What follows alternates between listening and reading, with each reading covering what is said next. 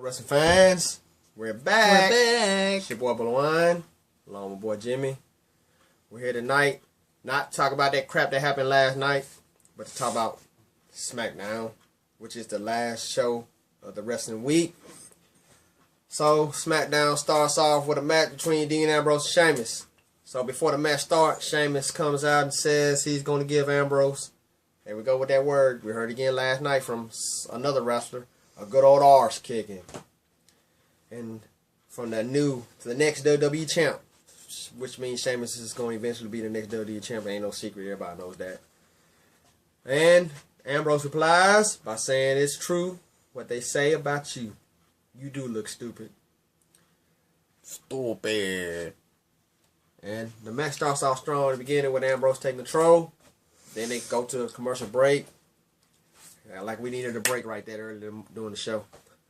Dean Ambrose is one of your biggest superstars. Why is he in the first match all the time? And he wasn't at Battlegrounds, but you had 15 minutes left. So, when the commercials come back on, Sheamus is in control. Then Ambrose gets back control until the lights go out. And we all know what happens when the lights go out. It's either one or two people going to show up. Doom, da, da, doom, So, doom. standing at the rampway is Bray Wyatt. So Ambrose looking at Bray Wyatt. But behind him on top of the announce table stands Luke Harper. He goes to go after Luke Harper. But it's Here comes Sheamus. with a bro kick. Boom. Throws him in the ring. 1, 2, 3. Here's him with another bro kick. After Kick to win. another bro kick. And then, yeah, So my thing is this. about it. Where is my boy Roman Reigns at when all this is going on? He didn't even show up tonight on SmackDown. What's that all about, Roman? You know your boy needed you. What, is you mad because he didn't help you at Battleground? I mean, get over it. Get your ass out there and fight. Yeah, Bray Wyatt is your rival right now anyway. Shouldn't you been out there trying to help Dean Ambrose? Because you see Bray Wyatt was the one involved in the thing anyway. So, after that, we go backstage with who is talking about Stardust. And says Stardust is a nut and sees him as not a villain comic, but a coward. So, after that, he says the Attitude Era is now.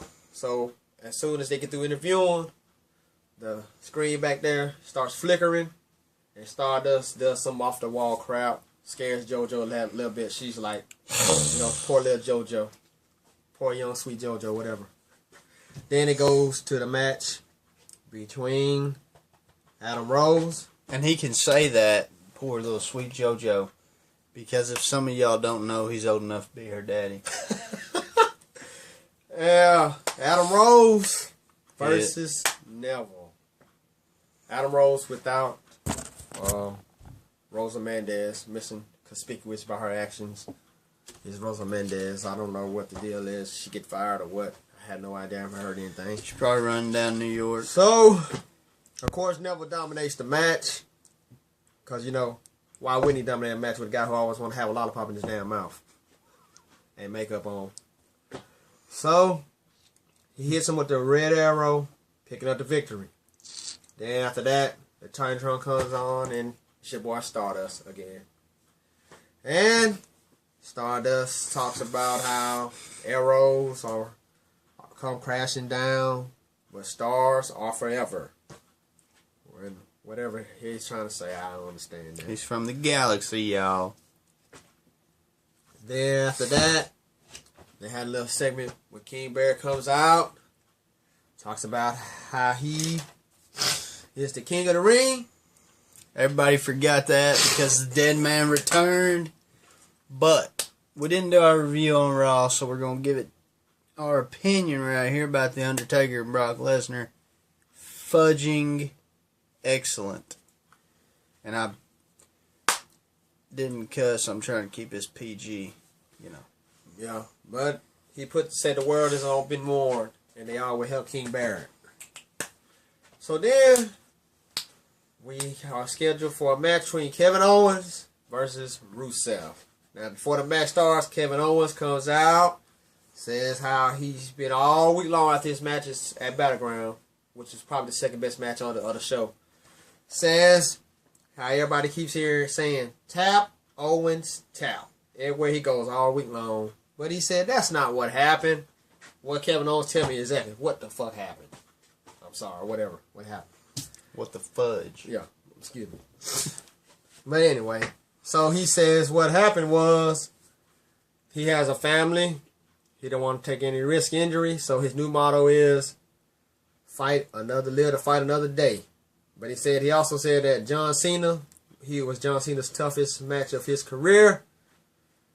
Which I kind of agree with it because, you know, John Cena really ain't been tested like he has been with Kevin Owens.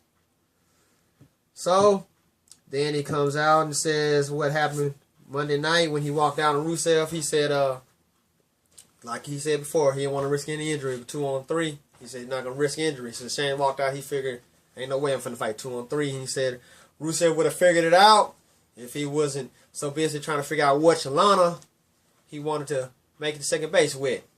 I mean, damn, Rusev, that's all you can go with second base. Let me in there. I hit a home run for you, bro. You can't go farther than second base. Don't even know which Lana you looking at. You want a tall version or a short version? If my opinion, I'll take the short version. But anyway, so then Rusev comes out mad. So he attacks Owen. They go at it. Ultimately, Rusev attempts to put him in accolades, and Owen escapes. Stands out the ring, get counted out. Come on, Kevin Owens. What you doing get counted out, man? You finna fight for the NXT Championship in like 4 or 5 weeks. I brag about you, how good you was, and this is the best you can give me, getting counted out against Rusev. But, like he said, on his time, I guess his terms, man, we don't want to see people getting counted out. If you're a good wrestler, you need to be in there performing. That's what we pay to do, see you perform. Not get counted out like some coward. So, after that match, they have an interview with Cesaro, talking about his match against Rollins tonight, which was the main event, and how hard work pays off. Then out comes Kevin Owens. Good luck, buddy. Says how he took Cena. Yeah. How Cesaro said he took Cena to the limit, but he beat Cena on his first night. So Owens says, I'm going to sit back and grab a bite to eat and watch you lose to Rollins. So then Cesaro replies, says, don't choke on your food like you did Sunday against Cena. And do what you do best. Walk, Owens, walk. So that leads us to our next match. Maybe the second best match of the night. Tag team Divas match. Sasha Banks, Naomi versus Nikki Bella and Brie Bella, the Bella twins. Match starts off pretty good. But, you know, ultimately, the Bella twins wins.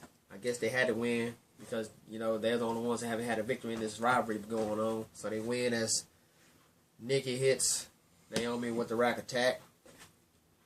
So, you know, Bella twins had to win that match.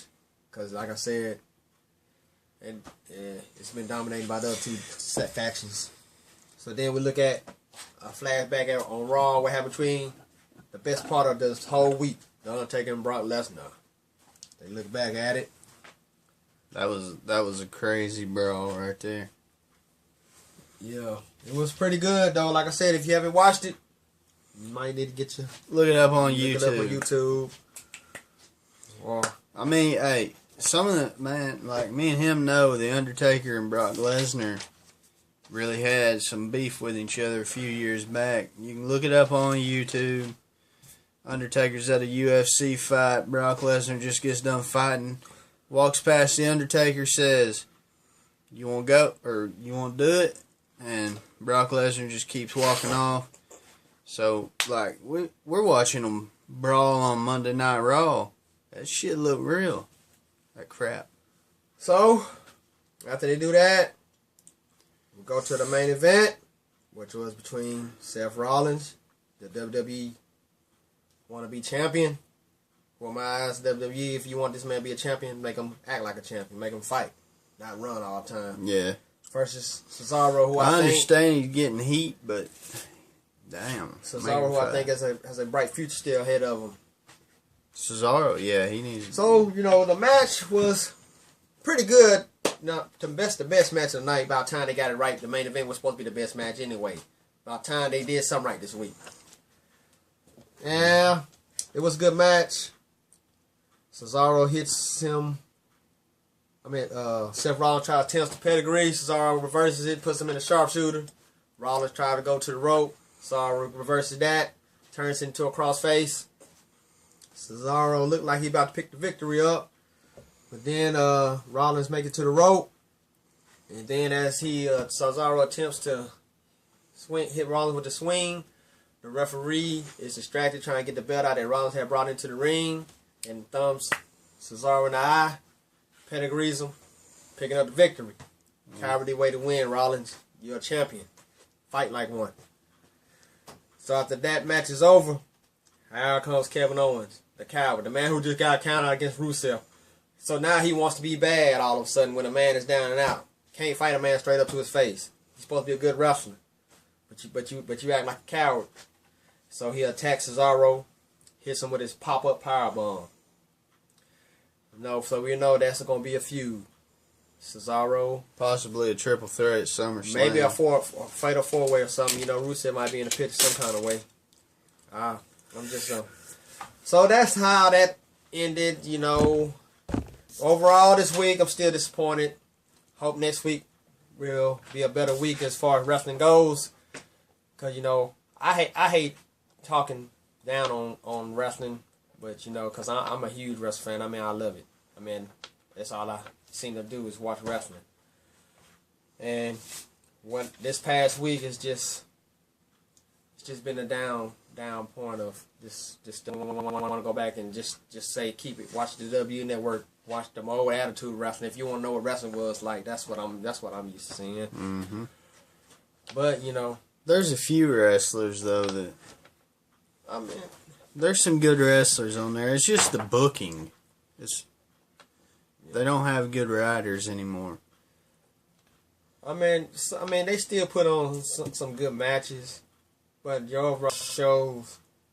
Ever since I've been doing these reviews, I have yet to give a actual anything higher than like maybe a 5 or 6. I mean, I just don't know. But you know, like I said last night when I did my review on the Mother Crap Wrestling Promotions, because that's what they was last night. Totally crap. Total non-stop. It was total non-stop crap. That's what it was. But, you know, like I said, hopefully, starting next week, these reviews we'll have more positive things to say about professional wrestling. You know, because I don't understand, you know, people pay good money, hard-earned money, to watch these pay-per-views. Even pay the money to go see them live, and you put on shows like that. It's a disgrace to me. It's a disgrace to even consider be a wrestling fan right now. You know, what happened to them days when they had people like Ric Flair and all them Stone Cold Steve Austin? When they was actually doing wrestling, all they do now is more talking. Even right before the matches, they come out, interviews. They're talking, trash talk right before the match starts. Back in the days, you think Stone Cold come out there in the ring when he get ready to wrestle somebody and pick up the microphone, start talking about 3 or 4 minutes, and then fight? No, he goes straight out there and start whooping ass. That's what Stone Cold does. Let's have some of that back. Roman Reigns, had your ass at Raw Monday night. Your boy needs you. Bray Wyatt beat his ass. Dean Ambrose needs you. Bray Wyatt beat his ass. Maybe the man they call Sting might show up. Who knows? Looking forward to seeing that happen if it happens. My boy Jimmy said he got breaking news about Sting. Yeah. What do you plan on doing with Sting? Oh, so the prediction for Sting for SummerSlam is possibly teaming up with Roman Reigns to take on the Wyatt family. What do you think about that? Well, like you said, every time we hear breaking news about certain wrestlers or whatever, don't hold us to it. We'll be sure to enlighten you on what we hear. Yeah. And if it's true, we'll tell you if it's a known fact. But it'd be an update. We'll let you know for sure. But, you know, hopefully We'll be back Monday night to give our review on Raw. Sorry missed you this week. Just been a crappy week in professional wrestling all around. If you want to know my rating for professional wrestling this whole week, I wouldn't even give it a 1. That's how terrible it's been. I mean, it had some good moments, but overall, I could have went in the ring and done better than that shit. That's how I feel. I'm thinking about trying to find out. Let me promote these wrestling shows.